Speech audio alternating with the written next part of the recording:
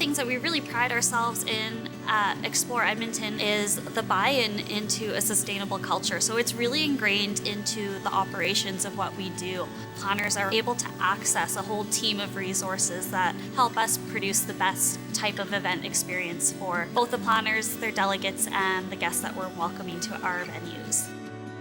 We've been shifting towards regenerative tourism and events, tackling things such as single-use plastics, the amount of greenhouse gas emissions that we produce, the amount of waste, and the amount of negative economic leakage that we can have through our events and through tourism, trying our best to not just sustain, but to give back and to provide actual tangible impacts through our programs at Explore Edmonton and both our venues. There are various ways in which planners can reduce their environmental impacts, and it really starts with making educated decisions in the priority areas that you're trying to improve. Location is really the key to achieving your sustainability goals. If you could choose a sustainable venue or location, then you have a lot more control in minimizing the amount of waste and emissions of your event.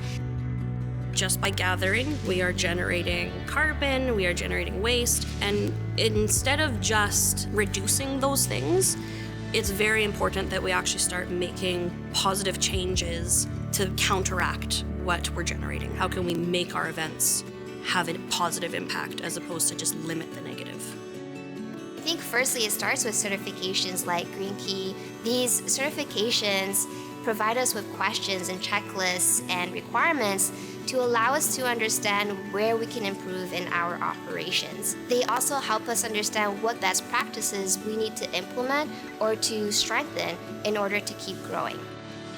It provides real, tangible results of the actions that we're doing. There's a lot of businesses that are doing incredible work, but it's not measured, it's not tracked, it's not showcased. And showcasing it and showcasing these incredible efforts is so incredibly important. With Green Key Global, we've been able to provide messaging for our partners and provide a little bit more insight and more specific details on what steps they can take in order to take on this certification as well.